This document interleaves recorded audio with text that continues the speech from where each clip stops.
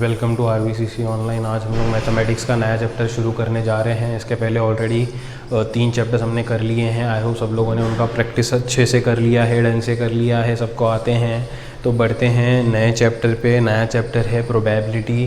तो काफ़ी इजी सा चैप्टर है, अगर ध्यान से समझ लोगे इसको एक बारी में। बहुत ही सिंपल है, इसमें ज़्यादा कुछ डिफ़िकल्ट नहीं है।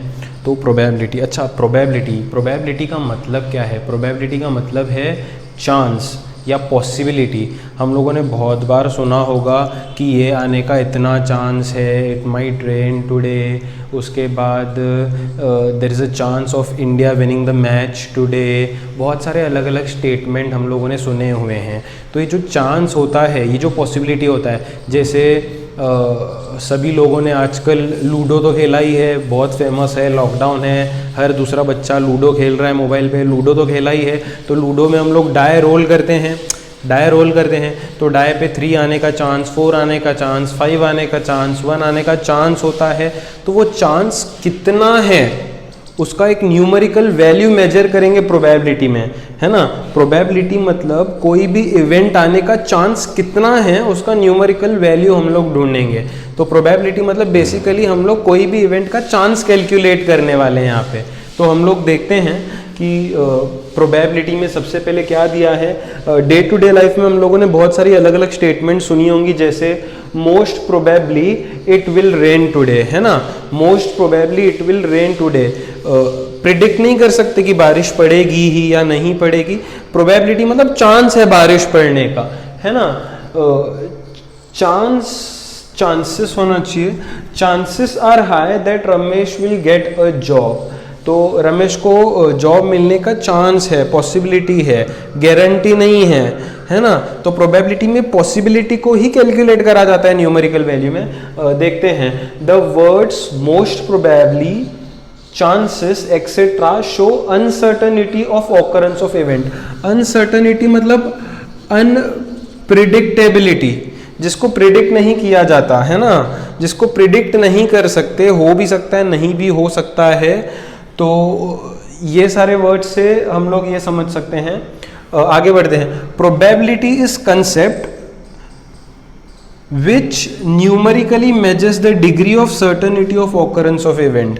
तो यहाँ पे तो इन लोगों ने डिफिनेशन जो दिया है वहाँ पे कहा गया है प्रोबेबिलिटी एक ऐसा कंसेप्ट है जो एक न्यूमेरिकल मेजरमेंट देगा। किसका न्यूमेरिकल मेजरमेंट देगा? Degree of certainty of occurrence of event. कोई भी इवेंट ऑकर होगा, मतलब कोई भी इवेंट आएगा, तो उसका न्यूमेरिकल वैल्यू कितना होगा। जैसे मैंने क्या बोला, अगर हम लोग एक डाई को रोल करते हैं तो उस पे 4 आने का कितना चांस है ना। मैं डाई को अगर रोल करूंगा लूडो में, अगर मैंने डाई को रोल किया तो उस पे 4 के ऑकरेंस का कितना चांस है, वो उसका एक न्यूमेरिकल मेजरमेंट मुझे प्रोबेबिलिटी देगा, है ना, कितना चांस है। या फिर जैसे मैं बोलूँ कि अगर मैं एक कॉइन टॉस कर रहा हूँ, तो उस पे हेड आने का चांस कितना है ना, उसका न्यूमेरिकल मेजरमेंट प्रोबेबिलिटी से मिलेगा, है कि नहीं। हेड आने का चांस कितना है, टेल आने का चांस कितना है, 50% है, 50% है। तो इस तरीके से न्यूमेरिकल मेजरमेंट जो है वो मुझे प्रोबेबिलिटी के कंसेप्ट से ढूंढने आएगा। Probability is a concept which numerically measures the degree of certainty of occurrence of event.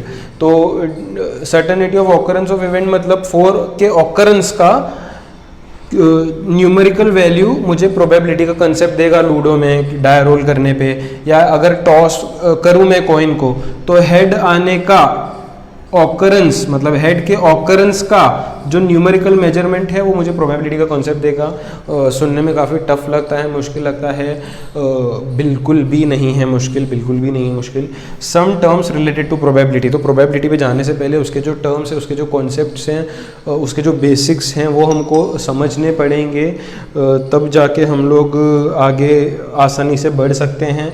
तो some terms related to probability, सबसे पहला टर्म है एक्सपेरिमेंट, है ना, जिसको रैंडम एक्सपेरिमेंट भी बोला जाता है। एक्सपेरिमेंट मतलब क्या है, पढ़ते हैं, an operation that can produce some well defined outcomes is experiment.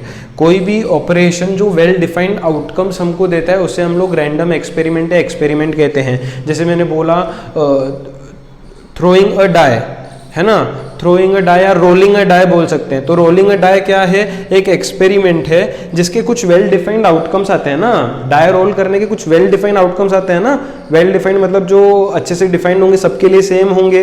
Die roll करने पे क्या आउटकम्स होंगे, 1 2 3 4 5 6 ये आउटकम्स होंगे।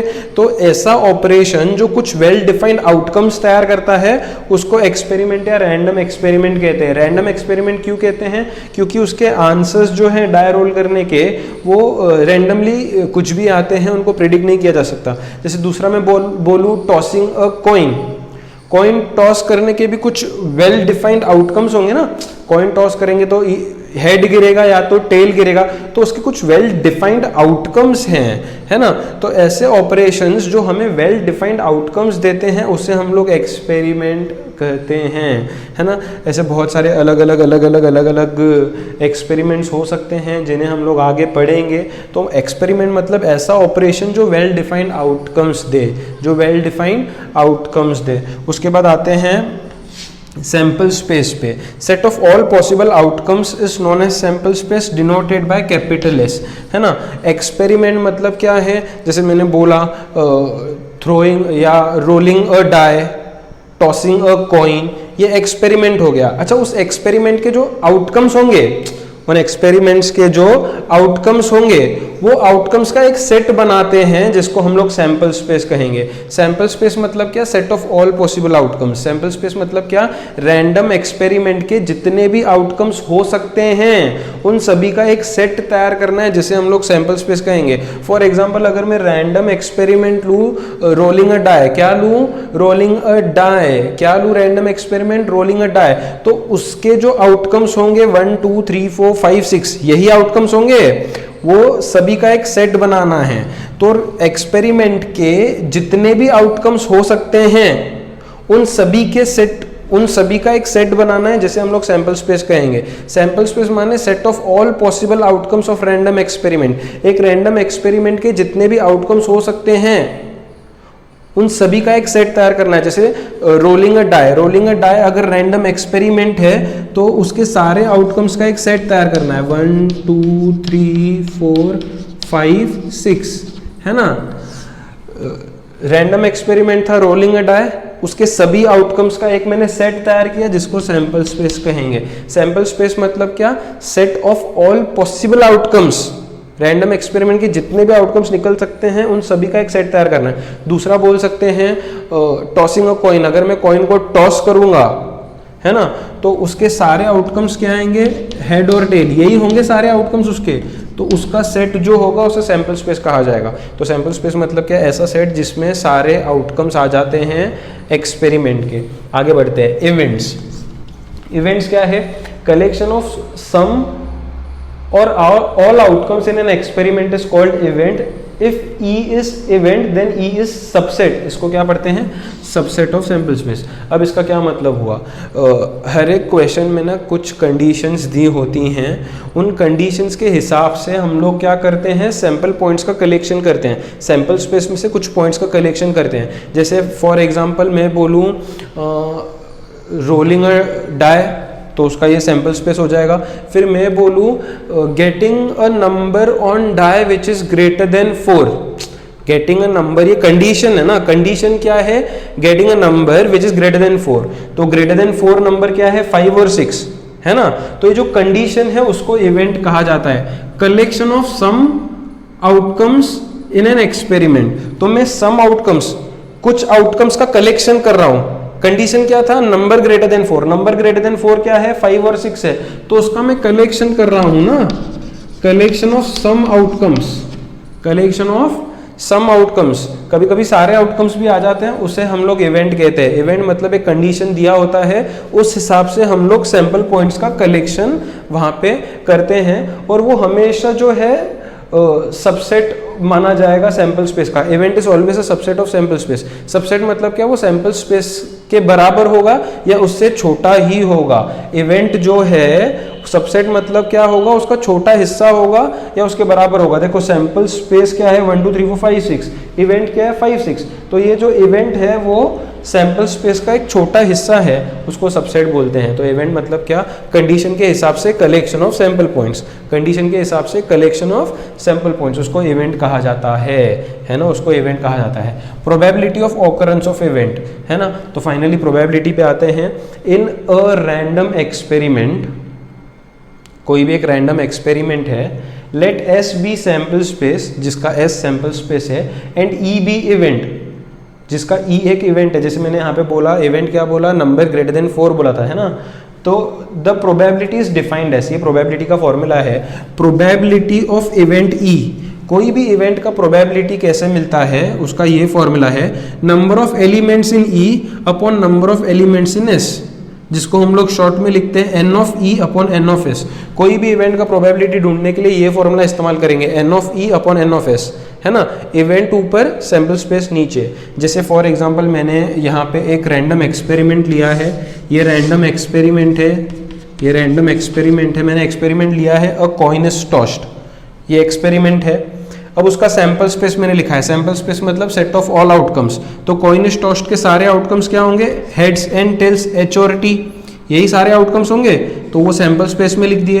तो नंबर ऑफ सैंपल पॉइंट्स कितने हैं, 1 2, हेड और टेल 2 ही है, तो एन ऑफ एस मैंने 2 लिख दिया।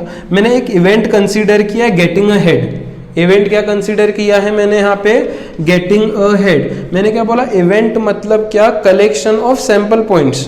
तो यहाँ पे किसका कलेक्शन करना है मुझे, गेटिंग अ हेड, हेड का कलेक्शन करना है। तो सैंपल स्पेस में हेड एक ही बार आता है, मैंने उसका कलेक्शन किया इवेंट में, है ना।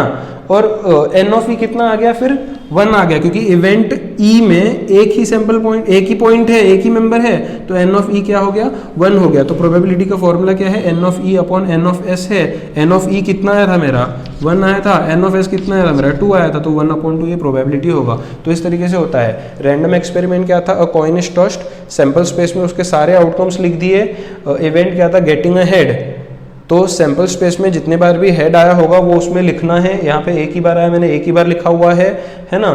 फिर यहाँ पे मैं एन ऑफ ई लिखता हूँ। एन ऑफ ई मतलब कितने एलिमेंट्स है, ई में एक ही एलिमेंट है तो 1 आया, एस में कितने एलिमेंट्स थे, 2 थे तो 2 आया। तो प्रोबेबिलिटी ऑफ इवेंट का फॉर्मूला क्या है, N of event upon N of sample space. तो एन ऑफ इवेंट कितना आया था, एन ऑफ इवेंट 1 आया था, एन ऑफ सैंपल स्पेस 2 आया था, तो 1/2 ये प्रोबेबिलिटी आ गया। 1/2 मतलब हाफ। अगर लॉजिकली भी सोचेंगे, मैं कभी भी कॉइन टॉस करूंगा तो उस पर हेड आने का प्रोबेबिलिटी आधा ही होगा ना, 50% ही होगा ना, 50% मतलब हाफ, और टेल्स आने का प्रोबेबिलिटी 50% होगा। एक चीज़ हमेशा याद रखो, प्रोबेबिलिटी जो है वो 0 और 1 के बीच में ही लाया करता है, 0 से कम नहीं हो सकता, 1 से ज़्यादा नहीं हो सकता। ज़्यादा कुछ डिफिकल्ट नहीं है यहाँ पे।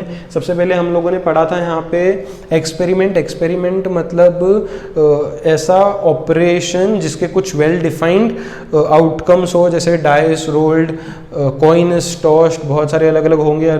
सैंपल स्पेस, जो भी एक्सपेरिमेंट होगा उसके सारे आउटकम्स का एक सेट तैयार करेंगे, जिसे हम लोग सैंपल स्पेस कहेंगे। जो इसके बाद में कुछ सैंपल स्पेस लिख के बताने वाला हूँ, किस तरीके से लिखते हैं हम लोग डिस्कस करेंगे। इवेंट, इवेंट मतलब जो भी कंडीशन दिया होगा सैंपल स्पेस पे उसका कलेक्शन होगा। जैसे सपोज एक डाई रोल किया है तो उसका सैंपल स्पेस 1 2 3 4 5 6 है। कंडीशन दिया है number greater than 4, number greater than 4 तो कौन से होंगे सैंपल स्पेस में, 5 और 6 होंगे। तो वो जो भी मेंबर्स है उनका कलेक्शन, जो भी आउटकम्स है उसका कलेक्शन इवेंट में आएगा। प्रोबेबिलिटी, कोई भी इवेंट का प्रोबेबिलिटी कैसे ढूंढेंगे, number of elements in event upon number of elements in sample space, मतलब जिसको N of E upon N of S बोल देंगे। जिसका मैंने यहाँ पे एक एग्जांपल लेके समझाने की कोशिश करी है। शायद ये सुन के थोड़ा सा चैप्टर का जो विजन है वो क्लियर हुआ होगा, लेकिन आगे चल के और भी अच्छे से हमको समझ में आएगा। तब तक क्या करो, ये स्क्रीन पॉज करके नोट कर लो, तो इसके बाद हम लोग कुछ सैंपल स्पेसेस का डिस्कशन करें और फिर हम लोग आसानी से एक्सरसाइज पे जाएंगे और एक्सरसाइज को आसानी से करेंगे। कुछ भी नहीं है। स्टार्टिंग में बच्चों को लगता है अरे बाप रे क्या सीखने को मिल रहा है, बहुत ही नया कॉन्सेप्ट है, बहुत ही मुश्किल होगा। मेरी मानो तो ये कुछ भी मुश्किल नहीं है। बस शांति से, ध्यान से, कॉन्सेंट्रेशन से देखो, फटाफट से ये नोट डाउन कर लो, तो हम लोग कुछ इंपॉर्टेंट सैंपल स्पेसेस डिस्कस करें। जैसे कि मैंने कहा था कि हम लोग कुछ सैम्पल स्पेसेस डिस्कस करेंगे, तो मैं 4-5 सैम्पल्स पे यहाँ पे डिस्कस करता हूँ एक्सरसाइज पे जाने से पहले, ताकि एक छोटा सा आइडिया मिले कि सैम्पल स्पेस किस तरीके से किया जाता है, तैयार किया जाता है। तो हम लोग देखते हैं, सबसे पहला सैम्पल स्पेस है एग्जाम्पल ऑफ सैम्पल स्पेसेस बोल के लिख देना ये। तो सबसे पहला जो है एग्जाम्पल सैम्पल स्पेस का वो है 1 कॉइन टॉस्ट। ये एक्सपेरिमेंट है कि 1 कॉइन टॉस्ट, ये एक रैंडम एक्सपेरिमेंट है। तो सैम्पल स्पेस मतलब सेट ऑफ ऑल आउटकम्स। तो 1 कॉइन टॉस्ट के सारे आउटकम्स मुझे सैम्पल स्पेस में लिखने हैं। क्या आउटकम्स हो सकते हैं? हेड्स और टेल्स, यही 2 आउटकम्स हो सकते हैं, है ना, यही 2 आउटकम्स हो सकते हैं अपने। तो उसको हम लोगों ने सैम्पल स्पेस में लिख दिया। 1 कॉइन टॉस्ट ये एक्सपेरिमेंट है, और सैम्पल स्पेस क्या होगा? Set of all outcomes. तो 1 कॉइन टॉस्ट के आउटकम्स क्या होंगे? H और T, जहाँ पे N of S number of elements in sample space S कितना है? 2 है। तो इस तरीके से एक कॉइन टॉस किए तो उसका सैम्पल स्पेस तैयार किया जाएगा। दूसरा आता है 2 कॉइन्स टॉस्ट। जब एक साथ 2 कॉइन्स टॉस करते हैं तो उसका सैम्पल स्पेस क्या होगा? तो मान लो मैंने पहला कॉइन टॉस किया, उस पर हेड गिरा, फिर मैंने दूसरा कॉइन टॉस किया, उस पर भी हेड गिरा। तो हो सकता है कि दोनों पे हेड आ जाए, है ना। या फिर ऐसा हो सकता है कि पहला कॉइन मैंने टॉस किया, उस पर हेड आया। सैम्पल स्पेस मतलब सारे आउटकम्स लिखने हैं, सारे पॉसिबिलिटीज लिखने हैं। ऐसा हो सकता है कि पहला मैंने कॉइन टॉस किया तो उस पर हेड आया, और दूसरा मैंने टॉस किया तो उस पर टेल आया। पहले में क्या आया था? दोनों बार हेड आया था, दूसरे में एक बारी हेड आया, एक बारी टेल आया। फिर ऐसे भी हो सकता है कि पहले बारी में मुझे टेल आया, दूसरे बारी में मुझे हेड आया। या फिर ऐसे भी हो सकता है कि दोनों पे टेल आए, इसके अलावा कुछ नहीं हो सकता। अगर मैं 2 कॉइन साथ में टॉस करूंगा तो हो सकता है कि दोनों पे हेड गिरे, या फिर ऐसे हो सकता है पहले पे हेड गिरे, दूसरे पे टेल गिरे, या फिर ऐसे हो सकता है कि एक पे टेल गिरे, एक पे हेड गिरे, या फिर ऐसे हो सकता है कि दोनों पे टेल गिरे। तो ये 4 आउटकम्स होंगे 2 कॉइन्स और टॉस्ट के। सैम्पल स्पेस में सभी आउटकम्स लिखना है। तो कितने आउटकम्स है? 4 आउटकम्स है, तो 4 लिखेंगे, है ना। फिर होता है 3 कॉइन्स टॉस्ट। 3 कॉइन्स टॉस करेंगे तो उसका सैम्पल स्पेस किस तरीके से तैयार करेंगे, उसका सिंपल सा ट्रिक बताता हूँ। 3 कॉइन्स टॉस्ट है ना, तो पहले तीनों बार H लिखने का, तीनों कॉइन पे हेड गिरा। फिर अपन क्या करने का? 2 हेड में एक टेल इंसर्ट करने का, है ना। 2 बार हेड गिरा, अगली बार टेल गिरा, फिर इस टेल को घुमाते रहो। अभी टेल आखिरी पोजीशन पे है, इस टेल को बीच में लेके आओ, है ना। इस टेल को बीच में से फिर पहले लेके आओ। तो इस तरीके से हो सकता है। या फिर ऐसे हो सकता है कि तीनों टेल आ गए हों, उसमें एक हेड इंसर्ट करो, हेड को घुमाते रहो। लास्ट है ना हेड, बीच में लेके आओ, बीच में लेके आओगे तो THT हो जाएगा, पहले लेके आओ तो HTT हो जाएगा। इतने ही आउटकम्स हो सकते हैं। पहले तीनों हेड लिखने का, उसमें एक टेल इंसर्ट करने का, टेल की जगह चेंज करते रहो। लास्ट था सेकेंड आ गया, है ना, सेकेंड था फर्स्ट आ गया। उसी तरीके से तीनों टेल लिखने का, एक हेड इंसर्ट करने का, हेड लास्ट था, बीच में लाया, फर्स्ट लाया। तो ये 8 आउटकम्स हो जाएंगे सैम्पल स्पेस के। सारे पॉसिबल आउटकम्स लिखने हैं मुझे सैम्पल स्पेस में, तो इस तरीके से मैं लिख रहा हूँ। 4th है, मान लो डाई इज रोल्ड, है ना। जो लूडो में डाई होता है, डाई इज रोल्ड, तो सैम्पल स्पेस में सारे आउटकम्स लिखेंगे। डाई इज रोल्ड क्या है? रैंडम एक्सपेरिमेंट है। तो सैम्पल स्पेस में सारे आउटकम्स लिखेंगे। डाई के सारे आउटकम्स क्या होते हैं? हम सभी को मालूम है। डाई के आउटकम्स होते हैं 1 2 3 4 5 6, यही होते हैं ना सारे आउटकम्स। सैम्पल स्पेस में सारे ही आउटकम्स लिखने हैं। तो N ऑफ S कितना होगा? 6 होगा। Number of members in S कितने होंगे? 6 होंगे। दूसरा है, एक और है 2 डाइस रोल्ड। अगर हम लोग एक साथ 2 डाइस को रोल करेंगे, बिजनेस वगैरह गेम खेला होगा ना, जहाँ पे 2 डाइस एक साथ हम लोग रोल करते हैं, तो पॉसिबिलिटी है कि दोनों पे 1-1 गिरे, दोनों डाइस पे 1-1 गिरे। या फिर ऐसे भी हो सकता है कि एक पे 1 गिरे, एक पे 2 गिरे। या फिर ऐसे भी हो सकता है कि एक पे 1 गिरे, एक पे 3 गिरे। ऐसे भी हो सकता है कि एक पे 1 गिरे, एक पे 4 गिरे। तो सैम्पल स्पेस में सभी आउटकम्स लिखने जो जो हो सकते हैं, है ना। दोनों पे 1 हो सकता है, फिर 1 के साथ 2 भी गिर सकता है, 1 के साथ 3 भी गिर सकता है, 4 भी गिर सकता है, 5 भी गिर सकता है, 1 के साथ 6 भी गिर सकता है। मुझे तो सारे ही आउटकम्स लिखने हैं सैम्पल स्पेस में। ऐसे हो सकता है। या फिर ऐसे हो सकता है कि पहले डाई पे 2 गिरे, दूसरे पे 1 गिरे। अगर मैं 2 डाइस रोल कर रहा हूँ तो पहले पे 2, दूसरे पे 2 गिरे। ऐसे भी हो सकता है। 2 के साथ 3 भी आ सकता है, 2 के साथ 4 भी आ सकता है, 2 के साथ 5 भी आ सकता है, 2 के साथ 6 भी आ सकता है। या फिर ऐसे हो सकता है कि 3 के साथ 1 आ जाए, 3 के साथ 2 आ जाए, 3 के साथ 3 आ जाए, 3 के साथ 4 आ जाए, सारे लिखने मुझे जितने भी पॉसिबिलिटीज़ हैं सैम्पल स्पेस में।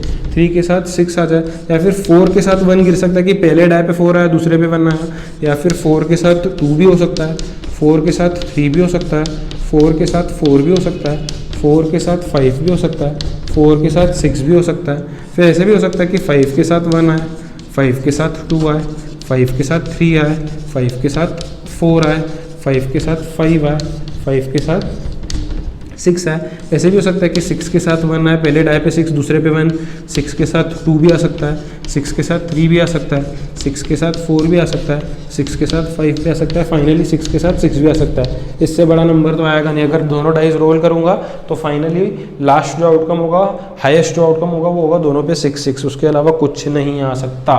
तो इस तरीके से एन ऑफ एस कितने मिलेंगे मुझे, 36 आउटकम्स होंगे अगर गिनोगे तो। दो डाइस के ये पूरे आउटकम्स मैंने लिखे।